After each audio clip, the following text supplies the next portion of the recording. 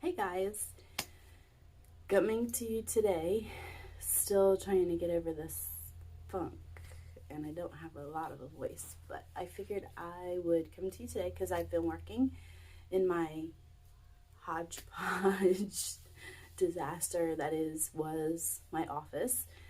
Um, it's still in need of some loving. Like, it's been heavily worked on, but it still needs a lot of work.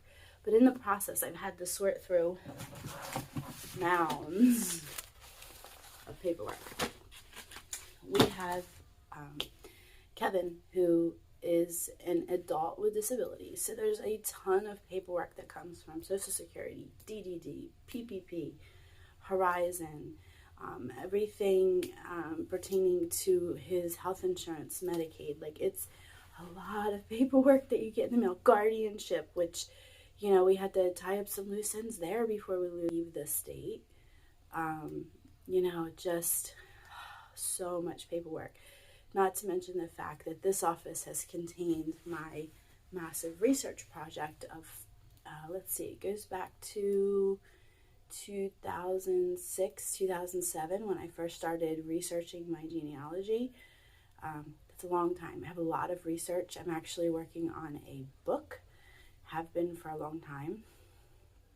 Since it's a genealogy book, it's constantly in need of updating, and I haven't even gotten it to a place yet where I feel comfortable like finishing updates. So it's complicated. Lots of paperwork. So my research material, everything that I can is in binders by generation. So that's not terrible, but there's a lot of like stacks of like stuff I've printed out that I'm trying to figure out how it fits in. Notes from meetings, pictures, like there's a lot of that kind of stuff. I'll be honest, I have like one bin that's just a total hodgepodge. There's no organizing that until I actually have time to sit down and go through it. So giving myself some grace there, because there's not much more I can do with it at this point until I have time to devote to finishing that project, which it's a labor of love. That might be a lifetime project. That might be something where I hand my research off to the next generation. I hope not. I would like to finish it. I've been working on it a long time, and I do it in honor of my Grammy, because she's the one that really got my interest sparked in learning about where I came from and the people that I came from, and it's so fascinating. So that's not really what I meant to talk about today. But anyway, back on track. Trying to work on the rambling, y'all. All right, so because we have a family of 5, one with a pretty significant disability, and we are going to be literally packing up everything and moving to another state. I had to come up with systems for moving the massive amount of paperwork, and I have literally shredded, trashed, burned like a lot that we have updated copies of and we don't need anymore. Like all of Kevin's old IEPs. I mean, he went to school till he was 21. He had an IEP every year. We had, reviews every quarter. I didn't need to keep all that. It was like, psh, gone. Yes, maybe it would be nice to look back at someday, but man, getting him through school was a challenge. I don't really want to think about it, honestly. We really have to focus on where he is now, which he's in a great place, and he has all the supports that he needs right now, and we, at this point, know how to get him the supports that he doesn't have if that becomes an issue. So I don't need to look back. I'm looking forward. My eyes are on the road ahead. So what I have done, now I had, this desk has a filing system, and then I had a whole other filing cabinet, and then another filing cabinet. They weren't full, but it was really like stuff just not very well organized. I have a great habit of organizing things and then not keeping them that way, but I'm hoping with this streamlined system I can do better. Maybe. And maybe this video will help me stay on track. I've been following the Minimal Mom for a long time, and like in the winter when I'm not really outside as much, I tend to like binge watch her videos when I have time, because she has some great pointers on how to keep yourself organized. I tend to be a magnet for clutter, and Nick's worse. So anytime I can encourage myself to kind of go through and just like eliminate some of the mess, it's a big help to me. So, what I have done as I come across things is I look at it. This is the receipt for my cemetery plot in the cemetery here. Yes, I'm 47 and I own a cemetery plot. There's actually a stone on that plot. My late husband and son are buried there. There's places for me and Nick and Kevin. I don't know too many 47-year-olds that are that together, but should I ever have to prove that I own it, I need to keep a hold of the receipt, the deed. The deed is actually in my safe. This is going to go with it because they should be together. For anything else, I have this. It's basically like one drawer of a file cabinet, and it's, okay, I'm working in here, so it's still not completely. These are things that I need to fish in, but look, I have reduced 3 filing cabinet spaces down to this. Now I still have a little bit more to go through, but not a ton. Like, this is it. This is the important stuff. I found in going through things that I was keeping things that I really didn't need to keep. Because the world has changed. Like, I came from a generation where you keep all your pay stubs. I had years worth of pay stubs. Now, all of that's done electronically. If you need a pay stub, you just log in and print out what you need. Gone. That's all gone. Years of pay stubs. Tax documents you only need to keep for 7 years, because that's when that's for like a non-business. I don't know about business, but for personal tax returns you only need to keep them for 7 years. So all the old ones gone. There was just so much, y'all. It was just so much, but I've condensed it down to this. Now there's some stuff that like this box will probably go in Nick's next load. So it will be down there and we will be here. For stuff that we may potentially need, I have this. It's just a small accordion folder. So in here I have birth certificates, social security cards. For me, because I have been married multiple times, I have my divorce decree from Kevin's dad. I have my marriage documentation from where my late husband and I got married. I have his death certificate. I have Nick and I's marriage certificate, because in order to get any kind of ID, you have to show all the name changes. So I have my birth certificate, the marriage, the divorce, the marriage, the death, the marriage. I have all of that in one place, so I can basically take this folder and go get my license in Kentucky, as long as I have a piece of mail, because I have everything in here. And I have separate folders for, Nick has his own. I have my own. Kevin has his own. Aggie and Isaiah have their own. Although, note to self, I have to go pick up Aggie's birth certificate because I haven't done that yet. She'll be a month old tomorrow. It's ready. And I will actually, when I do that, I will get multiple copies of that, just like I did with Isaiah. I am a Cherokee Shawnee Indian on my dad's mother's genealogical line.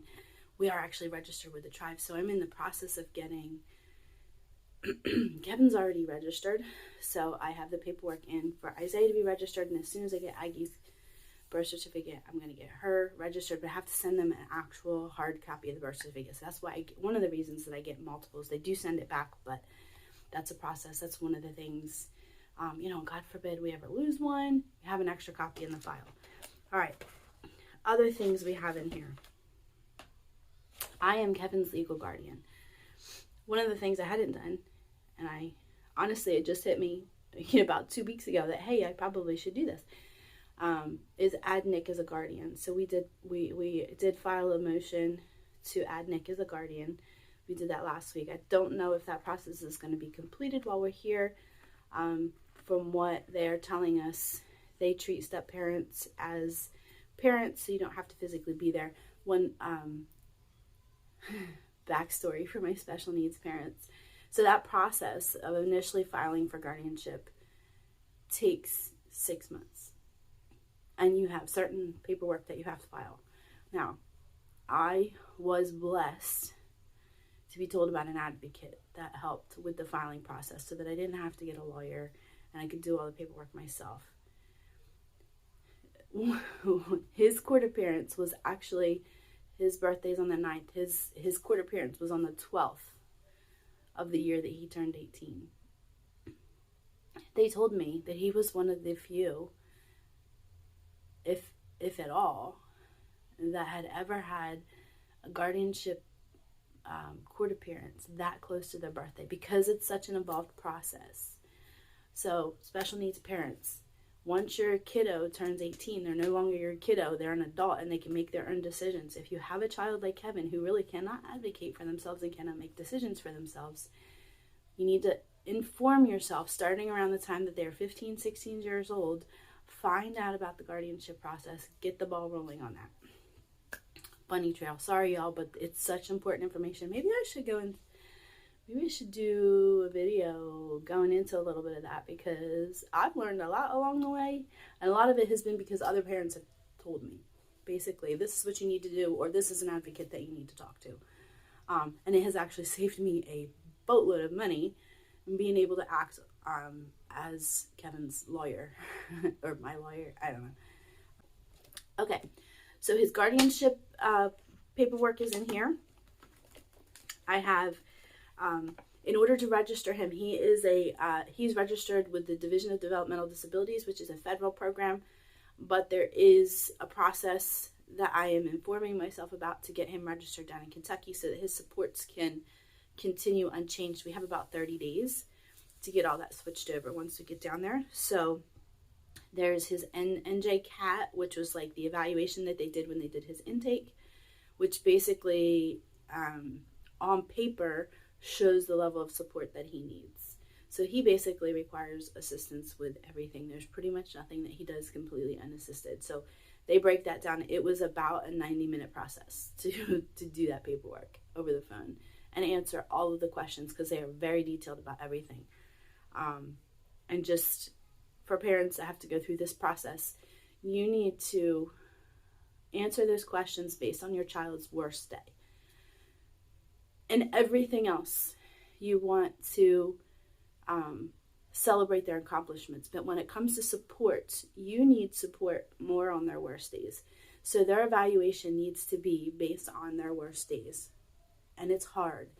Every time I have to go through these types of processes, it's hard for me to admit how much he needs me, because it scares me for him. But I am doing my due diligence as a parent to make sure he has supports in place to allow him to thrive, even if for some reason I can't take care of him. So that's super important. Bunny trail, I know, but this is my life and this is me, so you're getting to know me. All right, so there's all of that stuff in there. You've got medical records. So last month and this month has been jam-packed with specialist appointments, because I see several specialists for the different issues that I deal with. So does Kevin. And basically, I want to give myself a good 3 to 6 months before I have to plug in the specialist down there, because I don't want to have to rush. I know we're going to have a lot to do with getting the house painted and decorated and everything and situated and organized, the property, animals set up. I don't know how quickly Nick is going to start work down there, so I have to be on my A game. Thankfully, I'm a type A personality, and I like to be prepared. I'm not going to do something unless I'm going to do it well. So all the every specialist we've seen, I've gotten a visit summary and as much lab work and stuff as I can. That's all in here. Each person has a folder, so everything's here. And this will travel with me, and it's small, like literally it's so small. It's gonna fit right in my laptop bag with my laptop, so that if I have any issues when I'm traveling, I have everything I need. I carry on me at all times, like the insurance cards and identification and stuff like that. So that'll stay where it's at, because I don't want it to get lost in the shuffle. I had one other idea that I came up with when it came to medical records, because there's a lot of old medical records that I've held on to. Like Kevin, he doesn't necessarily see an audiologist. We know that he's hearing impaired. He can't sensory-wise manage hearing aids, so it's not something that we have to follow, but it's helpful if we were to need to see somebody down there for any reason, to see his old records and see, like, they've come up with the same level of hearing loss every time since he was 8 months old. So these are things that maybe you don't need to retest, or that you can compare to previous results. So what I've done with that, so I'll show you Kevin's because this is the most extensive. He has a,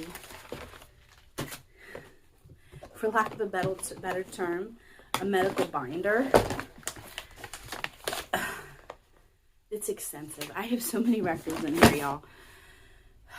X-rays, because his bones are an issue, like MRIs, test results, lab results. There's a lot. Some of it I probably could go through and purge, but it's just not something I need to do right now. So that is going in one of these totes. It fits right in there. It's a lock top, so I don't have to worry about anything getting into it, or really even moisture. They'll keep that somewhat keeps moisture out. I have one for Kevin, and then I have one for the rest of the family. And that'll make it really easy to transport those medical records and find them when and if we need them when we get down there. So that's about it, y'all. I am going to wrap this up, and I'm going to sign off. Have a great day. Don't forget to subscribe. We're really trying to build our subscribers, and every subscriber helps. That way, too, you get notified when we put out new videos. We're working on some fun stuff. I know you haven't seen a ton of Nick lately. He has been incredibly busy. And since I'm home with the kiddos all day, I can, in between kiddo tasks, make some content for you, just to kind of to give you some helpful tips and keep you updated on where we are. But yeah, likes, shares, share with your friends, especially like the birth and postpartum stuff. If you know a mom that's getting ready to have a baby, share some of that stuff with her. I'm trying to make it, you know, open some of those conversations that don't happen very often, and empower women to create their village. So there's a lot of good information in that playlist. And that, I think, is all, y'all. I'm going to pop in some pictures of these things that we're using, and that's it. I'm out of things to say. Shocker.